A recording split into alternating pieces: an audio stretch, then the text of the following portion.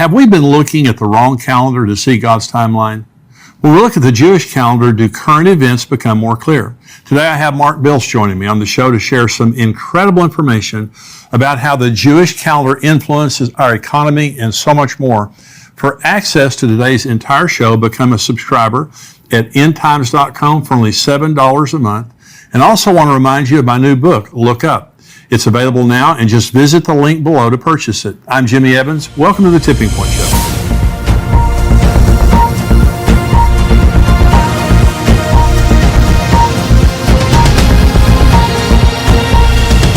Welcome to the Tipping Point Show. I'm Jimmy Evans, and I'm honored today to have joining me again on the show Mark Bills. He is the founder of El Shaddai Ministries in Washington State. He's a best-selling author of many books, including Blood Moons, which brought incredible revelation to the church about the world in the end times. He's also a well-known and popular commentator on the biblical feasts of the Lord. Mark always brings a fresh perspective on Bible prophecy in the end times, and today we're going to be talking about his book, God's Daytimer. And Mark, it's great to have you here. Oh, it's so great to be here. All the way from Washington State, that beautiful place up there. So it's good to have you here. Well, thank you, Jimmy. It's so great. Well, you've got so much incredible revelation. Now, I mentioned the book Blood Moons, and we're going to be talking about that some. But I remember that just shook the entire church world. I mean, when you read in Joel 2 about, the moon turning blood and, the sky growing dark and all that, the sun not giving its light, you brought new meaning to that. Because we didn't realize I was talking about lunar eclipses. So it was a phenomenal revelation. So we're going to talk about God's Daytimer. And let me just begin by asking the question, why is being on God's calendar so important? Well, I think one of the main reasons, if you're familiar with, everyone's familiar with 1 Chronicles 12:32, to be like the sons of Issachar who understood the times. Right. We need to understand the times. In Genesis 1:14, God said he created the sun and the moon, number one, for signs, not light, not heat. It was for signs. And then it says for seasons, days, and years. Well, here's the thing. We know we're not going to use the Mayan calendar. That kind of, everyone was scared about that. We're not using the Muslim calendar. It's based only on the moon. We're not to use the Gregorian calendar because it's only based on the sun. Right. And Genesis 1:14, God said we are to use the sun and the moon. And so the biblical calendar is what God uses. And then what the problem is our English.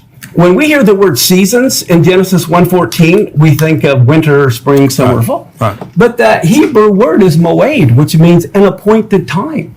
So God has appointed times on his calendar for when he's going to intersect with human history. Right.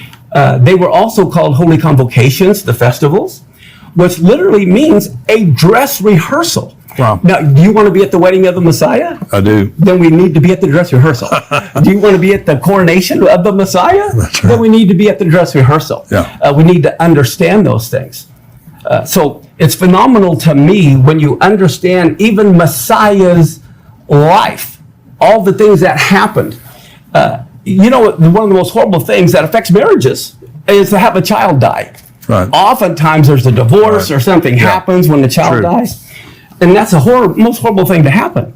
But you know what? God, the Father, said, look, I'm going to determine what day my son is going to die. I'm going to determine what time he's going to die. And I'm even going to determine what songs will be sung at his funeral. Wow. So he had King David write the funeral hymn 1,000 years before he even came. And then from Moses all the way to Messiah, every year they did the dress rehearsal of killing the Passover lamb. And that's when he died, was on Passover. Now, you remember in the Gospels, it talked about they sang a hymn before they went over the Mount of Olives. Yeah. I know the words to the song they sang. What is it? It's Psalms 118, the Hallel. Psalms 118 is the final song on every Passover. Wow. So right before he was betrayed and rejected, what are the words? Some of the words in Psalm 118? This is the stone the builders have rejected. It's going to become the headstone of the corner. Wow. And then the following morning, they sing Psalm 118 3 times on Passover. At 9 in the morning, the time of the morning sacrifice, at noon, and then at 3 in the afternoon. Wow. So what happens? At 9 in the morning, and Josephus says there were 1 million Jews that came during the time of the Messiah. And so there's a 1 million member choir all singing Psalm 118 at 9 in the morning. And one of the verses they're singing, here Yeshua is being tied to the cross. Wow. He's being bound. At the very moment, the high priest is binding the Passover lamb to the horns of the altar. And then what are they singing? The last verses of Psalm 118 is, bind the sacrifice to the horns of the altar. So Yeshua's hearing all these people saying, bind the sacrifice at the very moment he's being bound, at the very moment the Passover lamb is being bound. And then at noon, think about this, that's when the lights go out. The sun turns to darkness. Right. And I can just see all the Jewish people, you know, 1 million of them, all of a sudden, well, they don't need their hymn book anyway. But here Messiah is now up on the cross. He's lifted up between heaven and earth. Well, they're singing Psalm 118. The right hand of the Lord is lifted up. The right hand of the Lord is exalted. And then at 3 in the afternoon, what happens? This is the very moment the last Passover lamb for the nation is slain. It's the very moment Yeshua is slain. And they're singing Psalm 118. This is the day the Lord has made. Wow. You know, and that's so incredible. Well, yeah, what are the odds? But you're saying the calendar, God's calendar determines those things. Everything that happens that's significant happens on God's calendar. Just like and this is important to think about. Do you believe God's the same yesterday, today, and forever? Absolutely. If he fulfilled all the spring feasts to the day, to the hour, he died on Passover. He was buried on unleavened bread. He rose on the Jewish feast of first fruits. And then Shavuot, or Pentecost, most Christians don't even know the Jews have been keeping Pentecost for 1,500 years. Right. And what did Peter say? Well, these guys aren't drunk. It's 9 in the morning. That's the time of the morning sacrifice. Yeah. So even it happened. Well, if God's the same yesterday, today, and forever, if he fulfilled the spring feast to the day, he'll fulfill the fall feast to the day. Right. And they have to happen in order. He can't rise from the dead until he died. Right. And he's not going to, you know. So the time that we're living in now, we have not seen any of the fall feasts fulfilled yet. They all are fulfilled a little bit partially. Right. What I mean by that is most Gentiles look at things linear. In the Jewish view, it's more like a slinky. You know, think of it as you repeat circular, but it's at another level, so you see it differently. Because I believe in one sense that Yeshua was literally born on the Feast of Tabernacles. He tabernacled among men, and I can prove that in the Bible. You know, and then of course in John 7, was at the Feast of Tabernacles, you know, when he spoke that thing. So there's multiple fulfillments. So we're about to see I don't know if it'll be the final fulfillment, you know, the end time fulfillment of trumpets. Yes.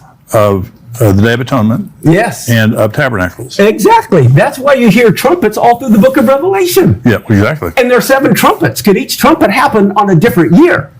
Oh, wow. I mean, we have to look at things not just a one-time fulfillment, but every year it could be when one of the trumpets are blown. Wow. So let's talk about the Feast of Trumpets for just a minute. So you believe, I know that I've heard you say before, you believe that the fulfillment of that will be the rapture. I believe there will be multiple fulfillments, because also at the very end the trumpet will be blown, and then at the end of the millennium the books are opened again. There's another resurrection of the dead. Right. So but I believe that the Feast of Trumpets is when the resurrection of the dead will take place. So let's talk about you're talking about economic cycles that are tied to God's calendar. Definitely. And some people focus on the Shemitah year, but actually what's more important is the first year of the next Shemitah cycle. Right. And you look at all of the stock market crashes over the last 20, 30 years, they all begin at the end of the Shemitah and the beginning of the new cycle. Right. So this would be, now we're living in right now a Shemitah year. Is that correct? The Jubilee year. Jubilee year. Last year was the Shemitah year. And this is Jubilee year. This is the Jubilee year. And what do you think is significant about that? This is huge. When you look at gears, separate gears that are all moving, this last Rosh Hashanah, all the gears lined up. It was the first year of a new Shemitah cycle.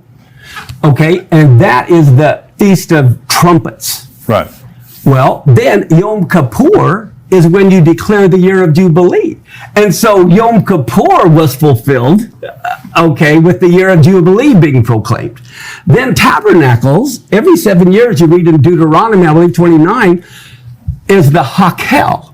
Now, the Hakel is when the king of Israel's responsibility was to gather all of his people together to hear the law being read. So here you have a new Shemitah cycle, trumpets being fulfilled in one sense, it's a new 7-year cycle. Right. Yom Kippur being fulfilled, it's the year of Jubilee, the Hakel. And then the events that have been happening, we're supposed to know the time and seasons. Right. Well, the big earthquake that happened in Turkey, that just happened on what is known as the 15th day of Shavuot. And that's huge because that's the year of the trees. It's when God is watching to see who is bearing fruit. Wow. What people are, what nations are. And it was on that day in Turkey, which is the center of Africa and Asia and Europe, where all the tectonic plates are. Here we have this major earthquake, 7.8. And in research, I found out there was another major earthquake of 7.8 the same year World War I started. Wow. So I believe this is also a war cycle because the 67-year war happened the first year of the Shemitah. The 73 Yom Kippur War happened the first year of the Shemitah. Wow. You've got the Gaza War, the first Intifada, the Quartet began. I mean, it's a war cycle. It's an economic cycle. And there's earthquakes that are tied to all of that as well. One of the things that it really fascinates me is these things don't happen by chance. Exactly. And you're saying Exactly. when you go to God's daytimer, God declares the end from the beginning. Oh, you got it. Yeah. Yeah, that is the key. He declares, we don't have time to really show it on this show, but I can show you in Genesis 1:1, the first word declares everything that happened from the beginning in Hebrew. The very first word of Genesis 1:1 tells you all about the Messiah going to die. Wow. Yeah, it tells you everything about it. And I can even show you the timing of the first and second coming of Messiah in Genesis 1:1 in Hebrew.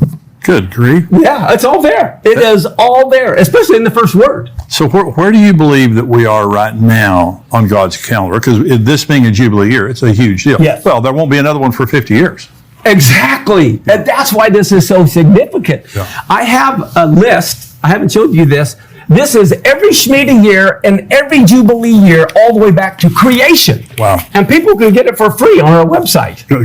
What is your website? Tell everybody. esm.us. Good. We have so much stuff free. You just go to where it says resources, go to handouts, and you can go down to the letter S, Shemitah year.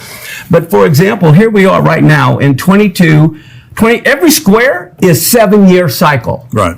Okay, so here's 2022 to 2023, and it goes to year from 5783 to 5789. That's the 7 years. The 2022 goes to 2028, 2029.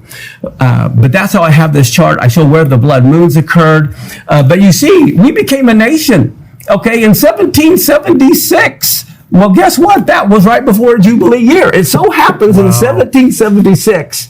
Wow. That was the right led from a Shemitah year to a Jubilee year. Wow. That's incredible. But I go through and I have a lot of the key events on here in history. Well, I would encourage you to go on that website and get that. So you said on one of our shows, and people have just been talking about this ever since. So you believe that the 7-year tribulation is a Shemitah cycle? It has to be. If you remember, back in Leviticus, God commanded Israel to every 7th year, they had to set people at liberty. It was an economic. Right. This is where we get our 7-year bankruptcy law from. Right. Okay. Right. It was an economic reset every 7th year. Well, so then what happens is now, as we look at the year we're at, we see we're entering a year of Jubilee. And so this last year was an economic reset. And in the book of Daniel, we know Daniel was Jewish. Right? Right. Yeah. So he talks about 70 weeks. And they're 70 weeks of years, where we get the 490 from. Right. Well, if it's 70 weeks of years, Those are all Shemitah weeks. And the whole reason they went into captivity was because they didn't let the land rest the seventh year. Yeah. And 70 times 7 is 490. So, but that's why they had to spend 70 years in captivity so the land could catch up on the rest. And so we realize that is a Shemitah week. And therefore, it has to begin the first year of a Shemitah cycle. And we are right now in the first year of a Shemitah cycle. So I believe if the tribulation doesn't start this year, it can't start for 7 more years, which also gives us a relief after this year. We know we got 6 more years of work to do. Right. We have much more from Mark's interview, including what he is seeing